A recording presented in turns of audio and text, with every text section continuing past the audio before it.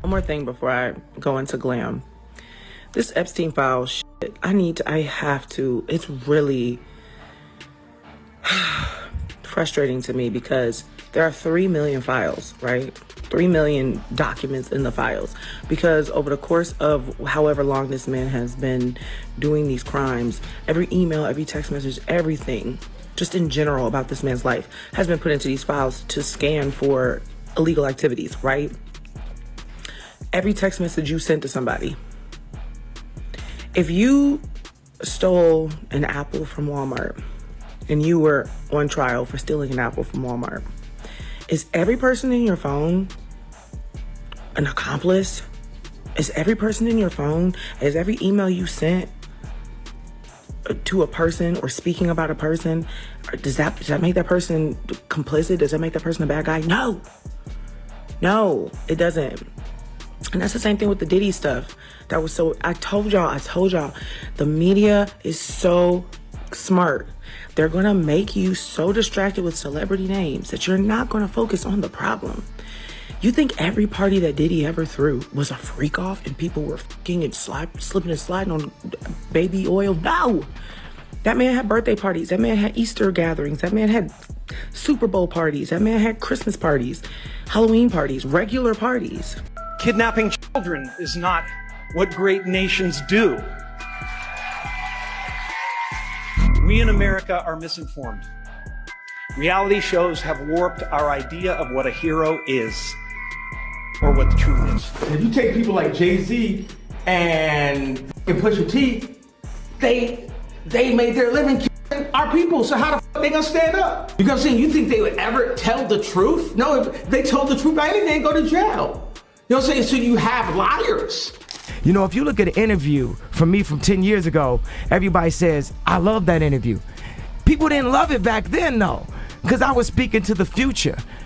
I'm 10 years ahead mentally, and I'm trapped in today's time. And every now and then I crack you a smile for 2013, but I'm cracking you a frown for 2023. And I'm focused on what it's gonna be.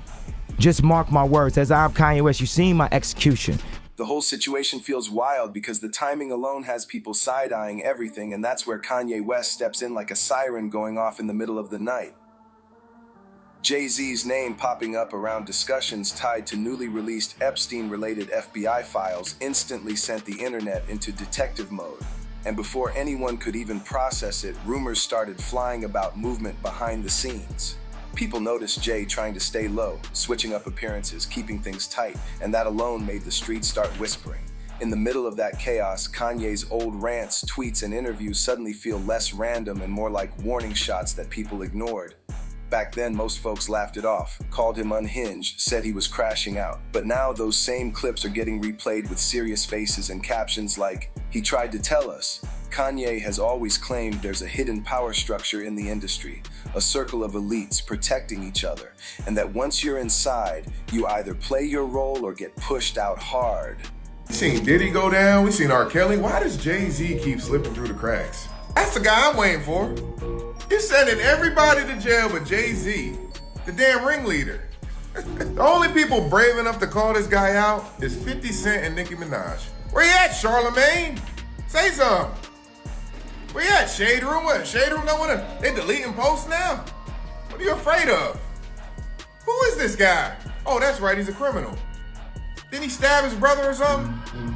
And he's selling drugs, he ain't the kingpin. Self-admitted, by the way. That's why he's scared. So why does the NFL work with him? Why you got him doing the Super Bowl? Yeah, freaking Kendrick Lamar. Nobody knows Kendrick Lamar. Got this weirdo hopping up and down the stage making all this noise.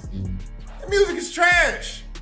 And now you got Bad Bunny. You're gonna have trash kissing boys on stage at the Super Bowl? I'm just waiting for Jay-Z's day, boy. Now he's popping up in the you-know-what files.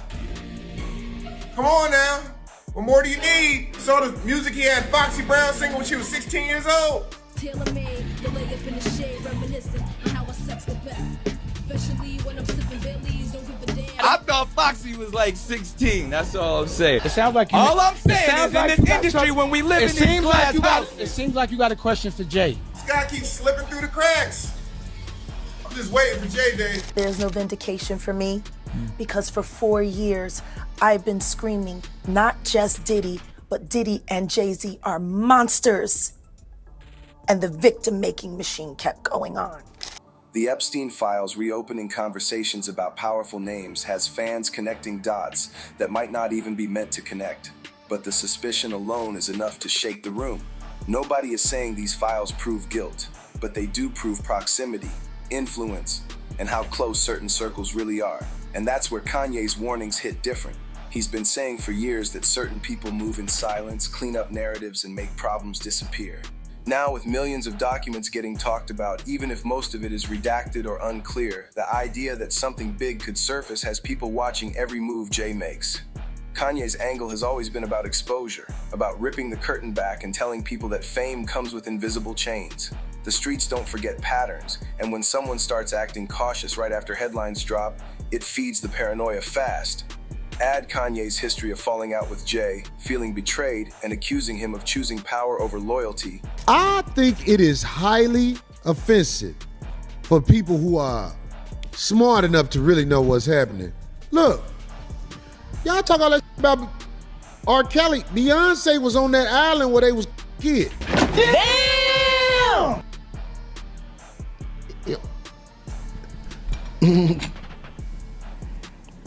Beyonce was on Pedo Island.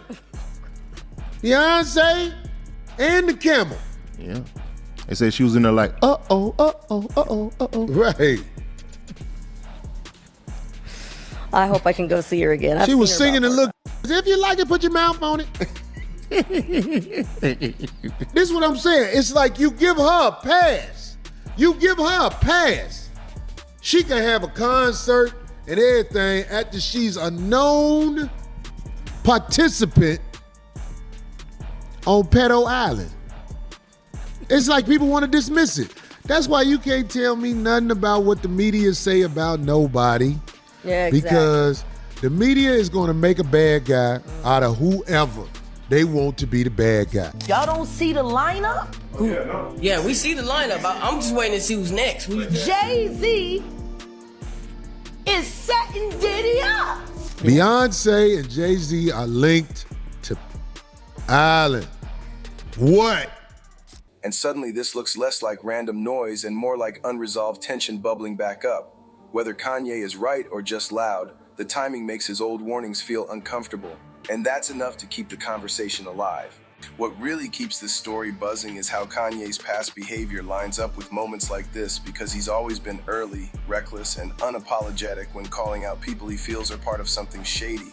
He's said before that once you see how the industry really works, you can't unsee it, and that knowledge makes you dangerous or disposable. Fans are now digging through archives, pulling clips where Kanye talks about people running, switching sides, or trying to protect their image when pressure builds. Again, nothing here proves crimes, but it does highlight how fear of exposure can be just as loud as exposure itself. Jay-Z has built a spotless, billionaire-level image over decades, and that kind of brand doesn't survive scandal easily. 50 Cent has finally responded to Jay-Z and Pusha T being exposed in the Epstein files. Now, for those of you guys that don't know, last night it was publicly revealed to the entire world that Pusha T and Jay-Z were both revealed to be in the Epstein files, with them being accused of doing very disturbing and nasty things. For Pusha T specifically, he was claimed in 2007 to have been with Harvey Weinstein, where he then ended up using a woman. And as for Jay-Z, his accusations are also very disturbing, with him being accused of doing something to a girl while she was sleeping. And with all of this coming out, 50 Cent couldn't waste the opportunity to go at his nemesis Jay-Z by basically blasting him and making fun of him all over social media. And this is specifically what he ended up posting to his Instagram page, which were just very weird AI photos of Jay-Z. And then 50 Cent also hinted that he is planning on doing a massive documentary with this entire situation and exposing Jay-Z, with the caption of this post saying, "Damn, they got Jay-Z on the Epstein list. I gotta do a doc on this." And 50 didn't stop there, because then he posted another photo of the headline of this entire situation breaking out, with him just pointing more jokes and fun at Jay-Z. You know what's really crazy is that the Shade Room just posted this and then immediately took it down. It's no longer on their page. I just screenshotted it because I was going through my stuff, and when I went to look at the comments, it was like unable to load. They took the post down. So when conversations about Epstein resurface, even loosely, people assume damage control is happening behind closed doors.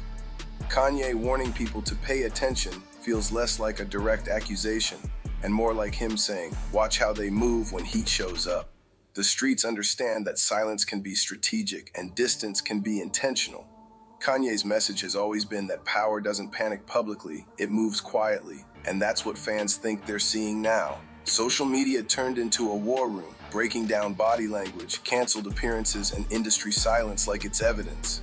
Some people think Kanye is just using chaos to stay relevant. Others think he's speaking from a place of first-hand knowledge.